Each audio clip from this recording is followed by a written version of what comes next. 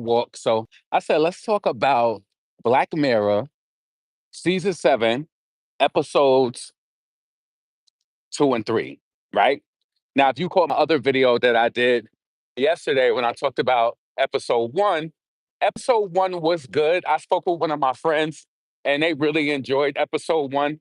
I forgot the movie that he told me that it reminded him of, but I didn't say that episode one, Common People, was whack. I just felt like I watched something that was like that before. And while the storyline was good, I just didn't it wasn't my favorite. And don't like this shit, you know? But Issa Rae did a really, really, really good job in Hotel Reverie. And yeah, I'm enjoying it so far. I'm not gonna lie. Like, and I have to also be transparent.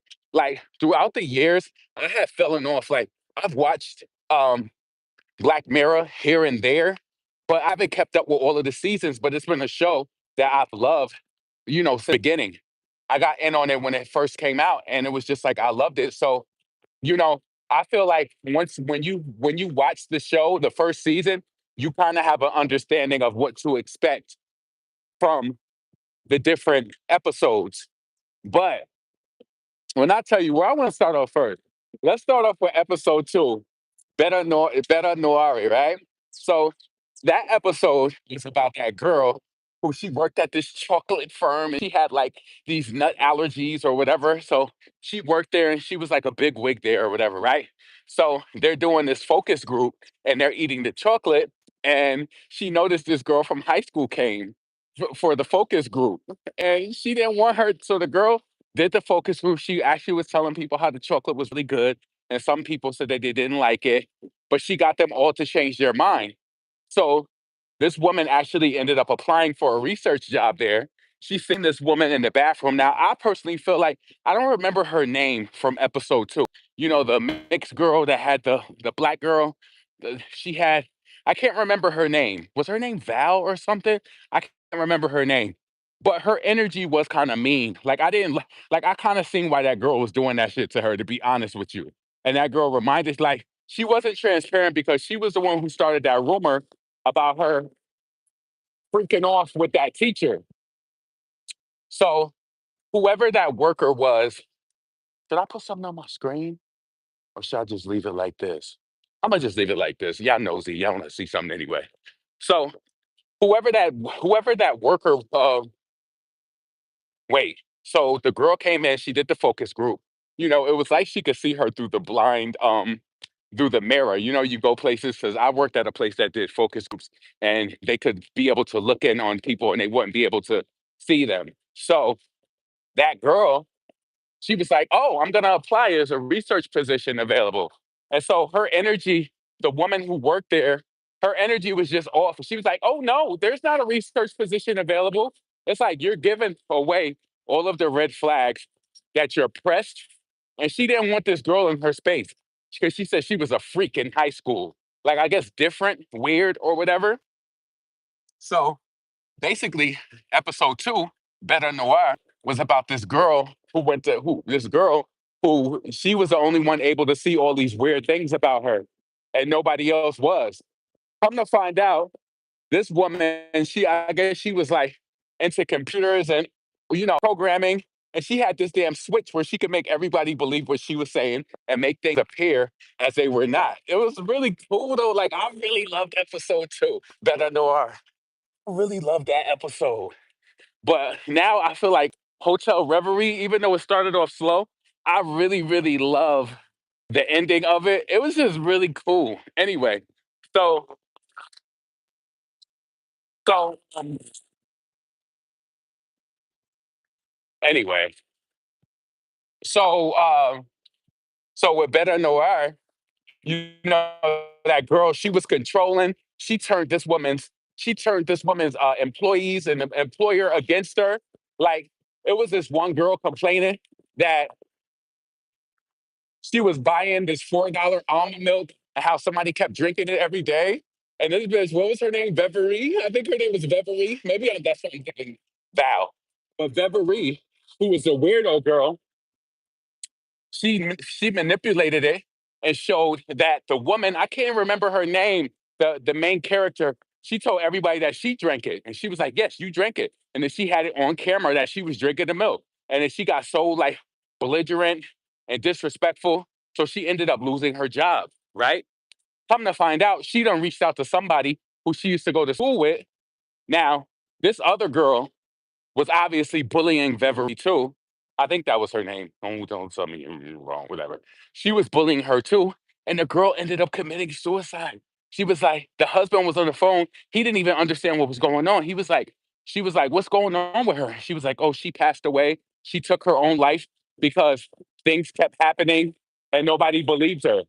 All along, it was this damn Beverly at work who was using these systems to manipulate people. So I'm giving you a high overview in regards to this matter. So um, that happened. Then the girl gets fired from her job. So now she out for revenge. And so she goes to her house. She kind of like slips through the gate before it closes, went into this house to see all these computer systems. She was questioning this little uh, medallion, little neck choker thing she was having around her neck. She would push it. Like, yo, this girl was so crazy. Episode two was so good. Like that's what I was looking for the season to open up with. I feel like they should have opened up with that. Common people, that should have been thrown in the middle. While not bad, I didn't really I don't ever have to see that one again. But I am gonna go back and watch that Better Noir. I'm gonna go back and watch that. I'm just going through now. So anyway, so this woman she slips into her house and she sees all these systems. Then she's going upstairs and she sees that the woman went into the bathroom. So she slipped in her bedroom to try to find all of those little, to find, that control mechanism thing that she wore around her neck. She hides under her bed because she was coming out from the shower and she ends up gasping. Like that shit they do on movies, a person gasps. The woman ended up hearing her and said, come out right now before I call the police. So she came out. And just pretty much just to give you a high overview, the lady who was doing all this fucked up shit to people, she said, you bullied. She said, who started that rumor about me in high school? You see why I say like Black Mirror is kind of like these surreal situations where it's like, how many of you did some messed up things to people in high school? I'm gonna be honest with you in this moment. I remember one of my friends, we're still friends now. I feel like they want more of a friendship from me, but we're cool, whatever. But I do remember when I was in elementary school, I was a little mean to them. But in older age, like in our late 20s or early 30s, I did reach out to them and told them, like, hey, I'm sorry for if I treated you XYZ way. I feel like that's so important that so many people overlook that, right? You never know if you're gonna end up in this Black Mirror situation. So the person was really appreciative of me reaching out and apologizing. They was like, "Oh my God, when I used to go to school, I used to look forward to you." So they was like, "I never really took what you would say to me serious, but it did hurt me." So we both got over it or whatever. Apologized. We're good now. You know what I'm saying? But yeah, that just goes to show you when you say stuff to people, it leaves an impression or they're reminded. So that girl, I guess that guy, the guy from Black Mirror who she was talking about with the teacher, he ended up getting kicked out of school because the woman who worked at the job who didn't want her to work there, she started this rumor that Beverly was jerking off the computer, and she was just pretty much like, she was like, "Do you know what that did to me?" He was the only person who would talk to me and like me or whatever. So she really low key wanted to kill this bitch. She was like, the other person lasted 5 weeks. I see you're crashing out within 5 days. And when you watch the episode, you kind of see how it comes to life because they were literally marking off the calendar like one day at a time. And I knew that was symbolic of something because I'm just like, why is it like Monday through Friday? By the end of the week, her ass was fired from that job. But so they got into a fight in that room because she answered the question. She was the one who started the rumor, and then they ended up getting into a fight. She was slamming this girl head against the floor, trying to fuck her up. What happened? Something. She was trying to like, yeah. So Valerie was going to end up killing her or whatever, but it ended up ending the other way where she killed her. So that was like the suspense at the end of it. I really enjoyed that one though because it's like she was the only one who could see something in this girl and nobody else. It was like just imagine being manipulated by a person. You come into work and you know that I'm taking something and I'm doing it, and then I say it's you, and then I have the footage to back it up. It's some like imaginary ass type shit, but it's still enjoyable. And I really enjoyed that episode, Better Nowhere on Black Mirror. Let me see if you know you were mean to know you did something. I would exclude it from the apology. Yeah. So I felt like that episode was really good. I enjoyed it more than episode one, Common People. So I would definitely rewatch that once I get through the series and I go back. Now, the next one, Hotel Riviere or whatever, Hotel Revere. So that was based on like some old uh classic movie.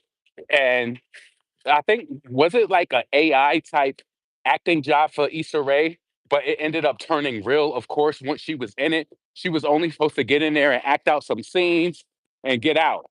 Now, Issa Rae and the damn and the Hotel Revere, she got into the scenes and there was like a lesbian scene. And I think she got caught up with the feelings towards that woman.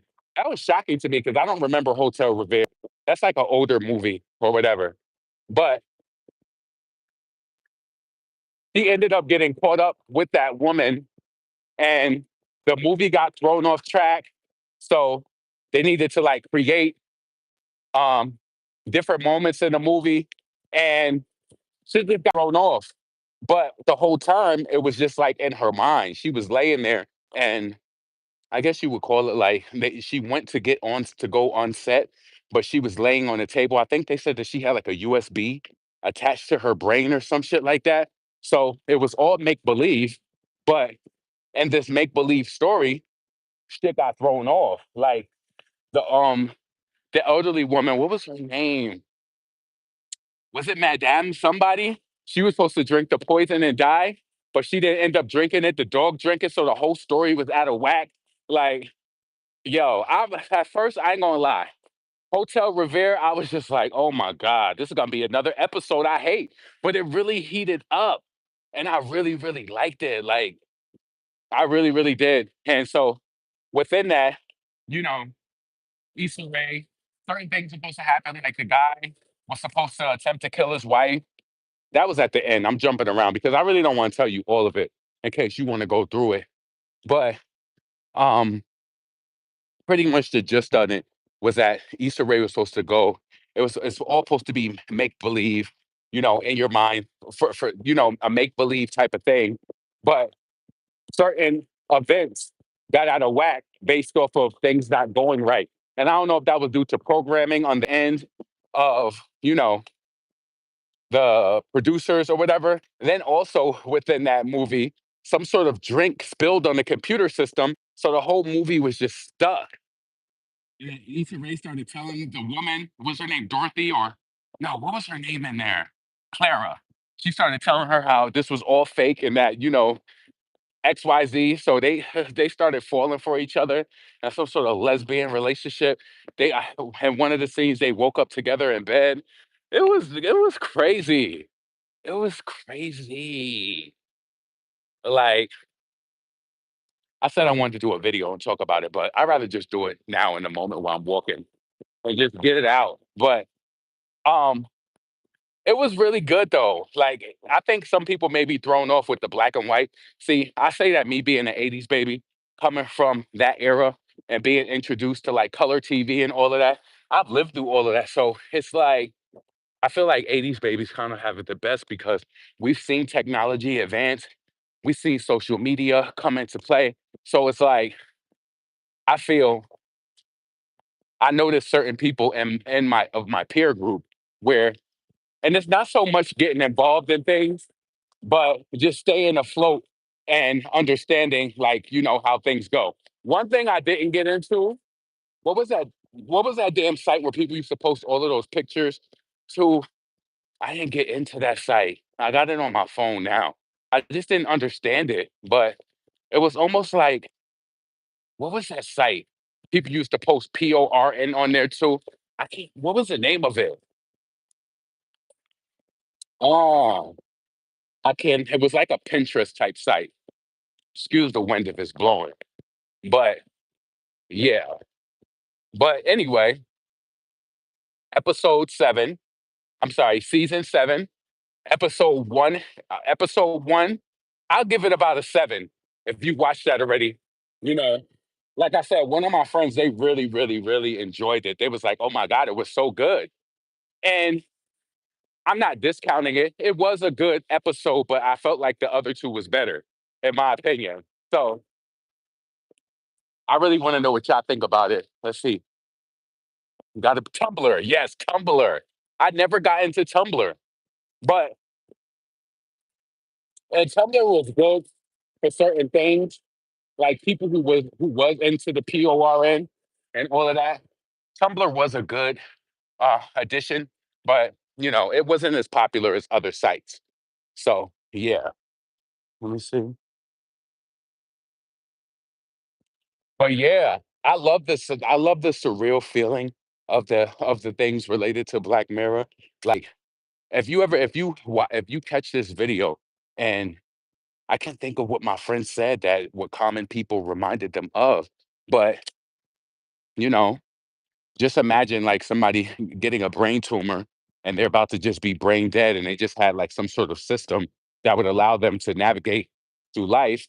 But there's different levels, there's different subscription levels. So they started off with the classic version.